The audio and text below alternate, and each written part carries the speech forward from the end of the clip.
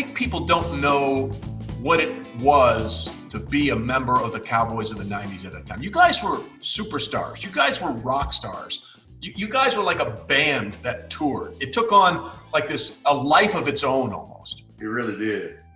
It really did. And here's how I would say you're absolutely correct. It took on a life of its own, because when you think about marketing and promotions and everything else, you think about those marketing dollars and everything else going to your tier 1, tier 2 athletes, your Troy Aikmans, your Michael Irvins, or Emmitt Smith, and then you may go to Alvin Harper or Ken Norton or someone like that. Our team was such rock stars. We had special team guys that had apparel. We had special team guys that were selling licensed products. so the long snapper, Dale Hellestree, had his own radio show. I have never seen a long snapper anywhere else have their own damn radio show.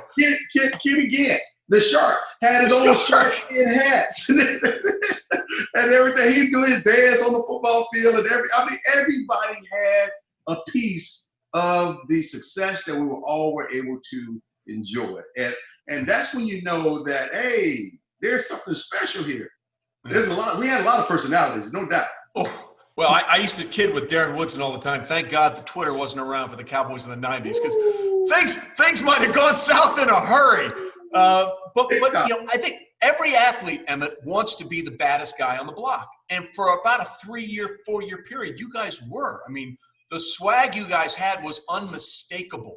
When did you guys, obviously the first Super Bowl probably solidified that. By the way, one of my favorite lines of all time, Jay Leno, after that Super Bowl on the Tonight Show, he said, 52-17, is that a score? Is Woody Allen dating again? Still one of the greatest lines I've ever heard in my life. But that sort of launched you guys into the stratosphere. How much fun was it to walk around knowing, A, you were the baddest guys on the block, and B, everyone wanted to take you down and they couldn't do it? It felt good. It really did. It felt like it was unstoppable, and we were unstoppable. But like you said earlier, when free agency hit and you start taking away our depth, Jimmy Jones ended up leaving and other players ended up leaving. And so our depth started to dwindle down. But we were so solid. So good in 92, which was probably 92, 93 may have been our best 2 years, period. Yep. No doubt. And it felt great, because when we went to the second Super Bowl down in Atlanta, here's one of my favorite stories. I'm walking in to a Hard Rock party, and this is like on a Wednesday night, and I'm standing on the red carpet and I'm talking to the press. Then all of a sudden I hear a commotion goes on behind me, and I turn around, and Lord, look who I see. I see Magic Johnson and I see Michael Jordan, two of the greatest ever on the red carpet. And they come up to me and say, man, congratulations, blase, we're rooting for you. And they pat me on the back and they said, let's go in the club together. So we go in the club together. I'm like, that's when you realize I have arrived.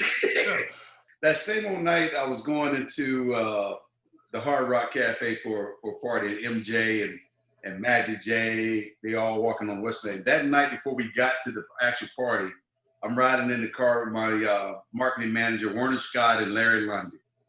And they got this exciting news they want to share. And I'm like, okay, cool. What's going on? What's happening? I'm thinking about to get another endorsement or something like that. They're like, no, I guess who's going to be on the cover of the Sports Illustrated this week? I said, who? Thurman Thomas? Jim Kelly? Irvin? Troy? No, they said, no, you. I'm like, oh, no. I'm like, why me? Don't y'all know that this is the Sports Illustrated Jinx, the team that goes on the cover of the Illustrated before the week that they play, they generally lose? I'm like, how you going to get me on the cover during the week of the Super Bowl? And I'm just going, I said, y'all got to get me off. There's nothing we can do. It's rolling out first thing in the morning. They're all excited and happy. See, this is how marketing people think. They don't think about the psyche of the player. They think they're doing a great job. And here I am like, no, this is bad. You guys haven't done your homework. This is so bad. And my marketing guy, Werner Scott, turned to me and said, man, I suggest you change your attitude. Well, did that work? And I looked at him and I said, you know what? You're right. I'm going to beat the Jinx this week. I'm going to beat the Jinx. So imagine going down at halftime, 13-6 to Buffalo, and we ain't got nothing going. I'm thinking about the Jinx. I'm thinking about how we going to do this. And then all of a sudden, North Turner come and tell me, we're going to get you the football in your hands. And I see my linemen jumping up and down, all the excitement going on. I'm like, yeah, it's time now. It's time. And then we get that one big drive. I'm like, yeah, that Jinx is gone. It's gone. Emmitt Smith beat the Bills and the Jinx all in one game. You got to break that Jinx. You got to believe something bigger than yourself. And I believe that we were there for a reason, and our reason was to win.